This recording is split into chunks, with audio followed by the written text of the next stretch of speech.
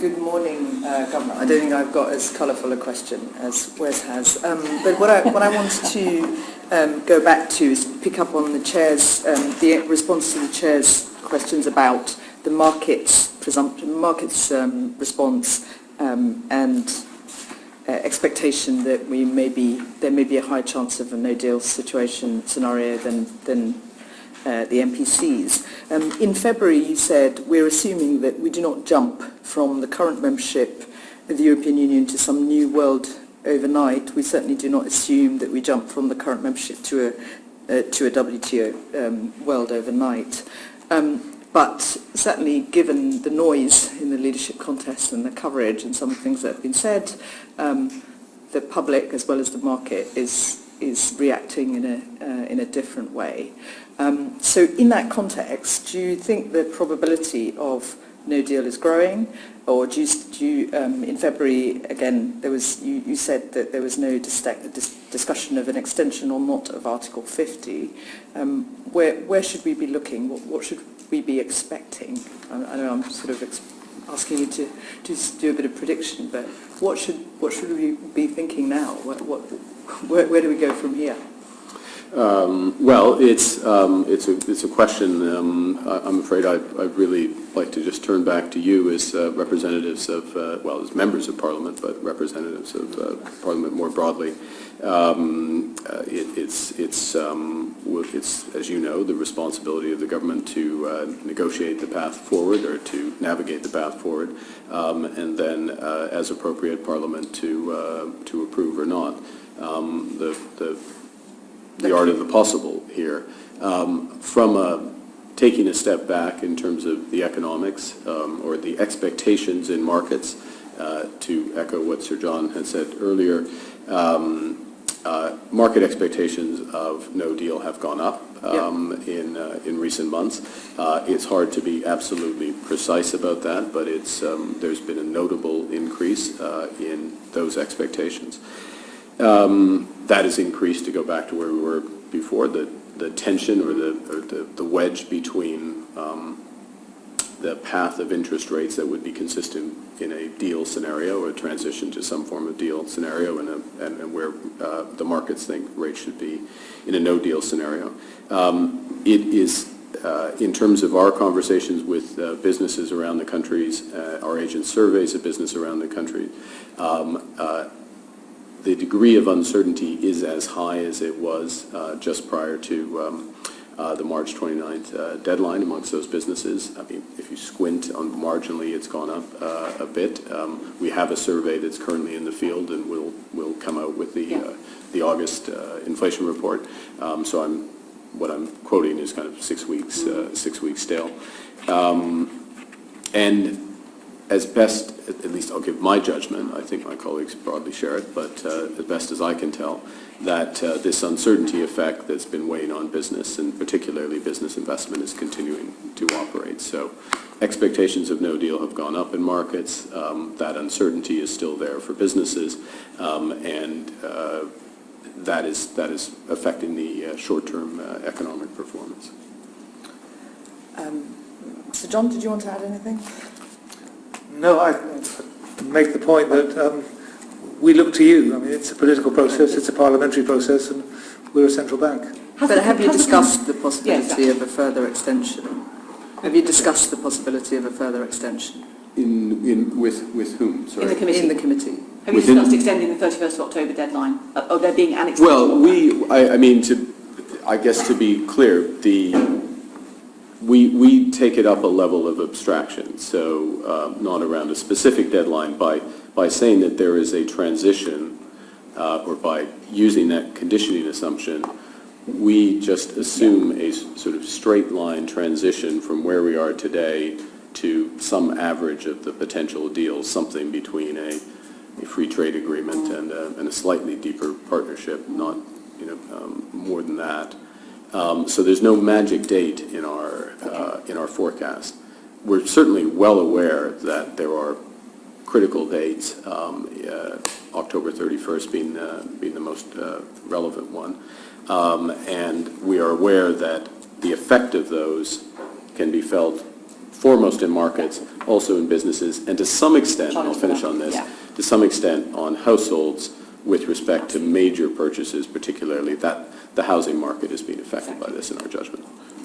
I might just add one point, and maybe it's not for this hearing, but the Financial Policy Committee of the Bank and the Bank's general preparations clearly have focused on the October date, Yes. because that's the date at which a decision may be taken one way or the other. So in that sense, yes, we've discussed that and readiness and those things, but that's not within the Monetary Policy Committee, that's the Financial Policy Committee. Right.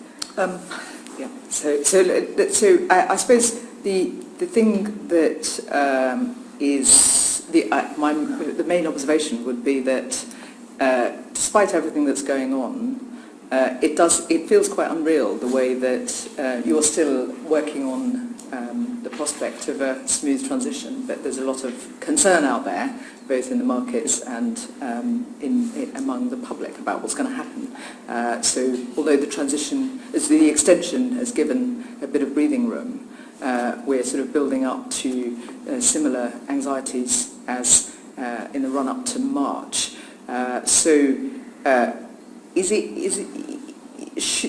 Who's correct? Who's making the right judgment here in terms of assessing where we might end up? Well, I would say the following, which is the markets, to the best of our knowledge, our analysis, the markets are not saying at this point that no deal is the most likely scenario. The probability... The candidates are. Well, the candidates, again, my reading of what they've said, have said that their preference is for a deal, and there needs to be, but we need to be prepared to, this is not an exact quote, but words to the effect of we need to be prepared to walk away if there can't be the right deal, words to that effect. So, and it's the combination of that, which is, and some assessment of, well, the market assessment is that it's more likely that there is some sort of path to some sort of deal than not. That could change, and asset prices would change accordingly. We're in a position from the MPC's perspective. Look, we have a convention. We follow government policy. It is still government policy, and as I say, it's still the preference of the two individuals, one of whom will become the next leader and therefore Prime Minister. From an FPC perspective, though, the other side of the bank, I'll just reinforce what Sir John just said, is, as you would expect, we are spending all our time preparing for no deal, because that's what we do, is we prepare for what would be the worst case outcome from a financial stability perspective, and we do that in order to ensure that the financial system is part of the solution, not part of the problem.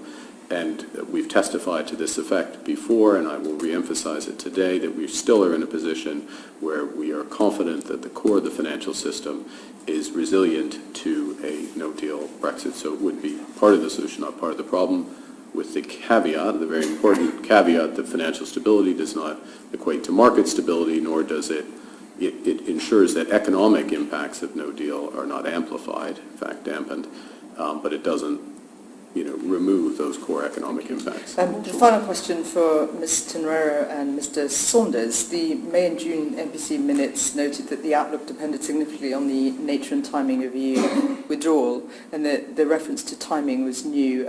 What should we read into its inclusion, and how does the timing of Brexit affect the outlook of growth and monetary policy?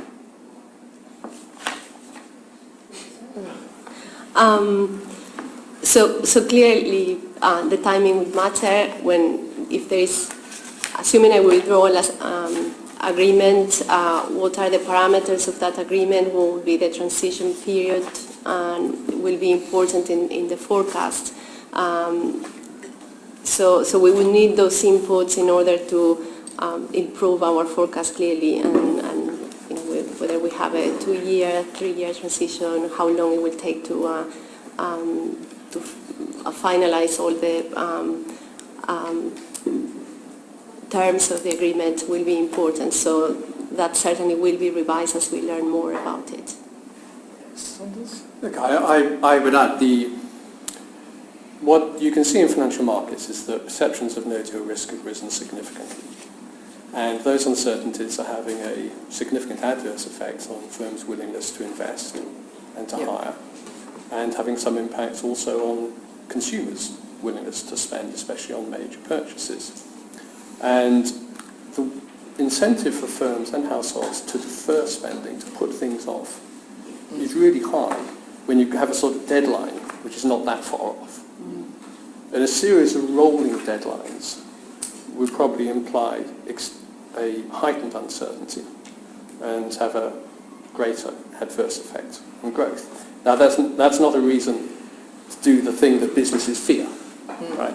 To sort of crystallise the risk that firms are worried about. But the outlook for the economy would be very different, I think, if you knew now that there's going to be a smooth Brexit, compared to one where you have a sort of rolling series of deadlines.